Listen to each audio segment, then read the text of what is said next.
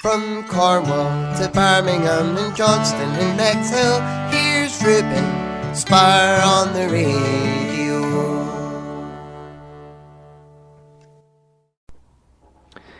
Hello to Leapy Lee. How are you today? Hi, Ruben. Very well, thank you. Thank you for chat to you today.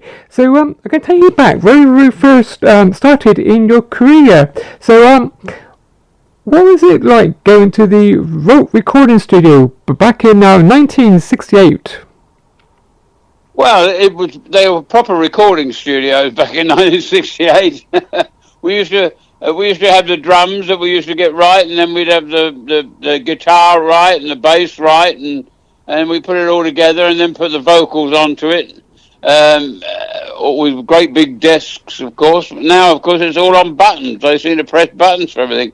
This latest one I did, he just pressed a few buttons. He pressed them very well, but it's all different now, utterly different. There are a lot more effects and things you can get, but it's somehow not the same. But then, of course, one's getting old. I am. So that's our future, I suppose, isn't it? And the Musicians Union, you know. And the Musicians Union, of course, you know, have lost out a lot, you know. They went over 3 hours. Once they started, in fact, string machines were the first thing I seem to remember. I remember going in the studio and there was a chap there, and he actually started it off. He had a string machine, and they tried to stop him doing it, but he managed to get around that somehow, and then suddenly all the string players were all out of work, you know. But anyway, that's the way it goes. Life goes on, Ruben. It certainly does. So can you know more about your debut single, Little Arrows? How did that come about? So, sorry, I didn't quite catch you then, Ruben. Can you tell me more about your debut single, Little Arrows? How did that all come about? Yes, well, all those years ago, of course, singers were looking for songs, and writers were looking for places to write, to find singers to sing their songs. So everybody was at it, and I was in a particular music company in the West End of London, looking for songs, and I met a chap there. It was around about lunchtime, and I'd never met before, and he was in there trying to sell songs. So I said, "Why don't you let me have a listen?" It was lunchtime; nobody was there. I said, "Let's have a little listen." So he played them to me, and one of them was Little Arrows. They were demo discs, you see, and one of them was Little Arrows, and I said, "I fancy that. There's something in that. I think that's got a chance." Well, I knew Gordon Mills at the time. He was a friend of mine, you know, Tom Jones' manager in Engelbert, and later on Gilbert O'Sullivan. But he was a friend of mine, a very old friend of mine. And I said, you know, and this was Albert Hammond, of course, who I'd met. And I said, I can take that, I can play that to Gordon Mills, we might better do something with it. So he very reluctantly gave it to me. And I played it to Gordon a couple of weeks later, I think it was. And he loved it. And we went into the studio and we literally did it. And I did it with all of Tom's musicians, because by then Tom Jones had got very big. And they just toured America. And he came back and he rang them all up. And some of the best guitarists and bass players in the business came in with me to the studio. And we did it. And that was it, really, basically. Although it was out for a couple of months before it really suddenly took off out of the blue. I thought it was finished, to tell you the truth. I thought it wasn't going to happen. But a friend of mine was on Midday Spin, a DJ, and he gave it a few more plugs. And old Ed Stewart, bless his heart, he gave it a few plugs. And suddenly it started to go. And it just shot up the charts then, went right up to number 1 in 18 countries. But it didn't get to number 1 in England, unfortunately, for me, because the Beatles were out with Hey Jude. And, of course, that was one of their biggest. So I was topped up by Hey Jude. Although we did over 1 million in England alone, I still didn't get to the number 1 spot with it. But it sold 3.5 million altogether. So we did very well. Yep. And that was it, really, Ruben. You know, sometimes you win, sometimes you lose. And that time we actually won. So can you tell me more about the Little Arrows album that you released? The Little Arrows what? Album that you released. Yeah, we made an album. Yes, of course. Well, in those days, that was what you did. If you had a hit single, you made an album as quick as you could, you know. And of course, all those songs on that album were songs that had been sent for for Tom, and for Engelbert. So they were all they'd come from top writers. Another one of Albert's was on there, that first one as well. But their top writers had sent them, and I had a choice of some very good songs. And that first album did nearly 1 million on its own. So I was very pleased with that too. I was always pleased with my first album. And that's how it went on, really. I went to work. And you earned some pennies.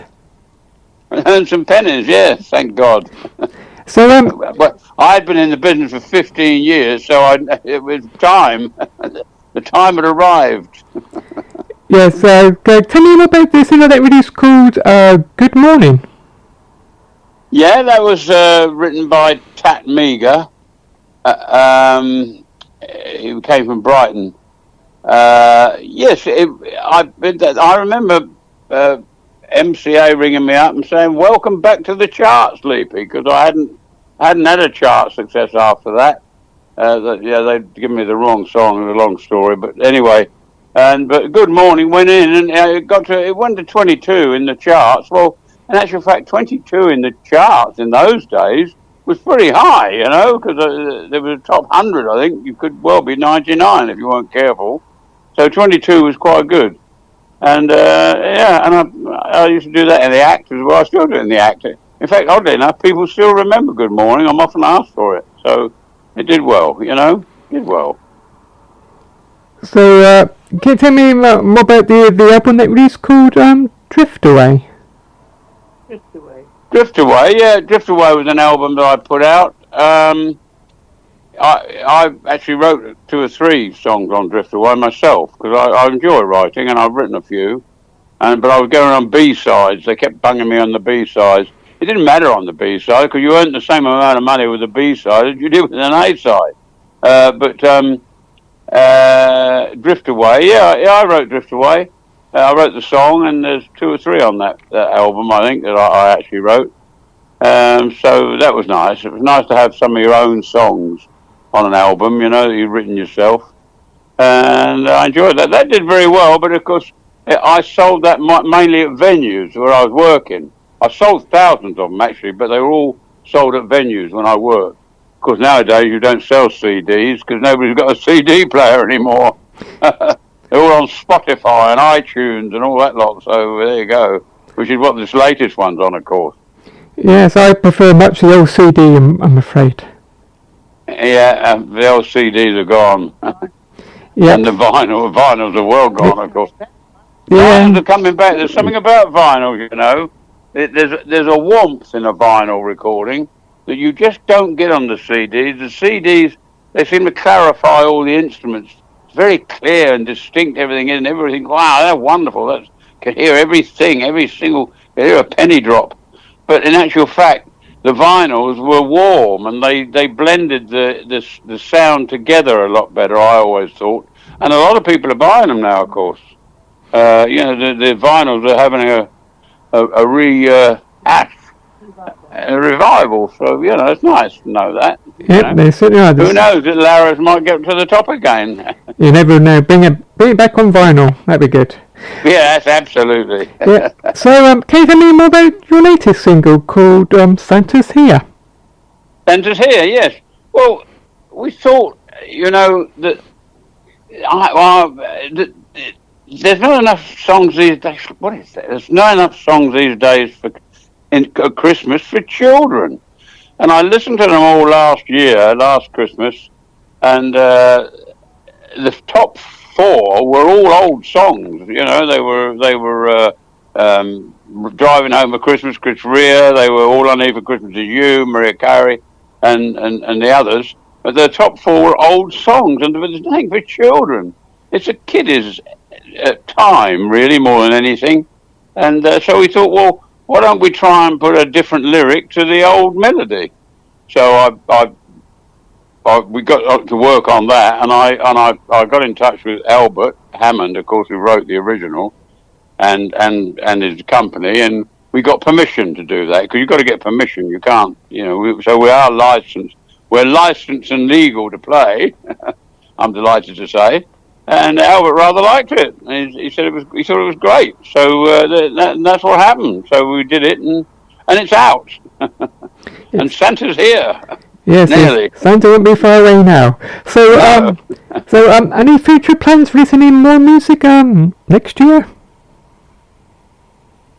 Sorry, I didn't quite catch that, Ruben. Sorry. Any more plans to release any new music next year in the future? Well, you never know. I've got a few up my sleeve that I've recorded, and that I've written anyway. And you never know. Hopefully, something will come of this one. It's doing very well. I'm delighted to say. People seem to like it. So, yes, let's hope that some of the others, some of the stuff that I've written myself, it would be nice to get out. But we'll have to see. You never know these days, Ruben. The way things are. And I'm old now, of course, you see, fading away. I'll let you know anyway. If anything comes out, I'll let you know, and you can give it a spin for me, or whatever one does now with the radio. I'm not sure you spin anything, but whatever. I'm planning on getting a vinyl record player. So, are you? Yes, I got that. Yep. That's on my Santa's list. So hopefully next year. Okay. I'll play some vinyl on my shows. That'd be good. Great, that'd be marvellous. Thank you. Yes, lovely.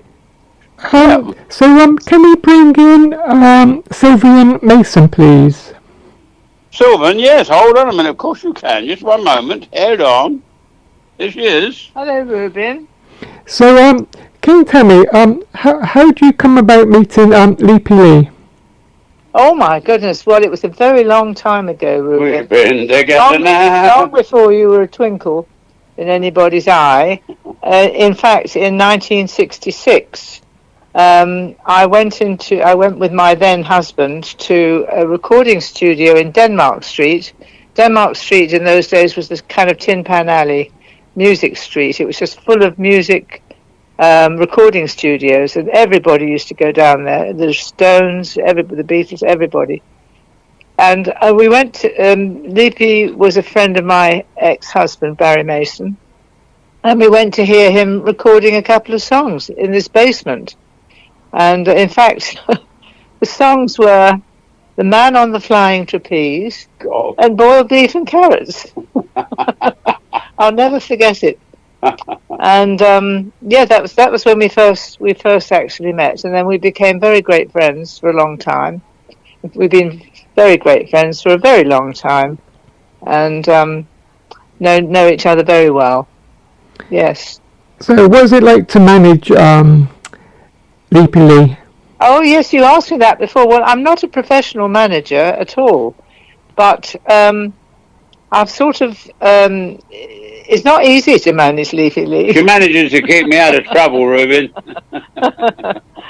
And I do it because I love him very much, and I want to help. But it's been interesting because I've been able to. We made the 50th anniversary. Do you know the? In fact, I'll give you one. I'll send you one. The 50th anniversary album. Yes. Have you got a copy? No, I was about to ask Leapy about that. 50th. Yeah, well, we'll send you that because I kind of produced that and got that together, and he chose all the tracks, and then I had to send all the details off to a man called Tony Curry from Radio 6 in Scotland. I don't know if you know Tony Curry, but he published it. I designed the cover, and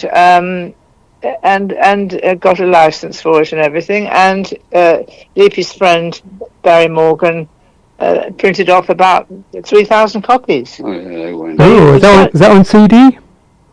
It's on a CD. Yes. Oh, that's good. You have to send me one. Yeah, that'd be very. Let me have your address. Appreciated. Yep. I will, and I also have a vinyl copy of my original record, which I'd like you to have. Okay, for your new vinyl record player. Oh, that'd be much appreciated. I'll send you my details.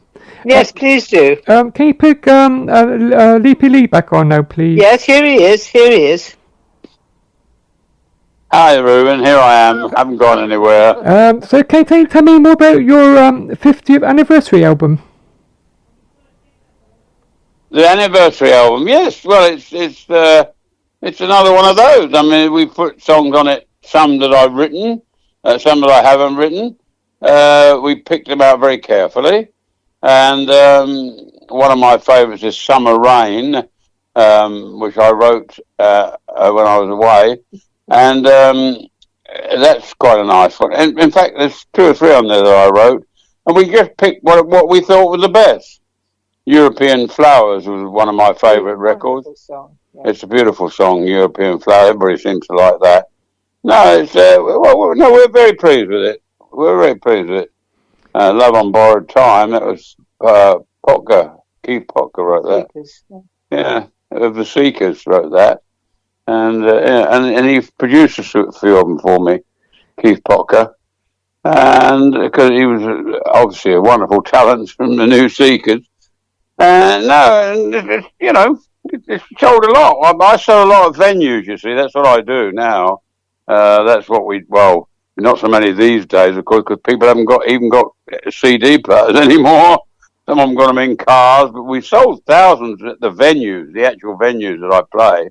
I'm still doing 3 or 4 a week during the season. I don't work in the winter very much. A few one-offs, Christmas, New Year, things like that. But I work 3 or 4 a week. Sometimes 5 a week in the summer, because I live in Mallorca. I live on Mallorca. Mallorca, yeah, seeing on your Facebook, yeah, that you still go down and do some gigs, yeah. So finally, can you tell me, listeners, where can I find you on your social media, please? Where can you find me on social media? Yeah. Well, I'm on Facebook. I can make you a friend on Facebook. You can find me all the time. My life's an open book, Ruben. I hold no secrets. Thank you for letting me chat to you today. Sorry? I said, thank you for letting me chat to you today. Oh, it was an absolute pleasure, Ruben. Thank you very much indeed. I appreciate it very much. I do. So does Sylvan, of course. Yes. And and I wish you lots of luck. And I also wish you a very happy Christmas, Ruben. Okay? So same to you both as well. All right. Great pleasure, Ruben. I'm glad we got there. We finally got there. Yeah. Yeah. Thank you for chatting. Okay. Thank you for chatting to you both, and enjoy the rest of your day. God bless. Happy Christmas and a bright New Year. Lots of love. Okay. Bye. Bye. Bye. Bye. Bye.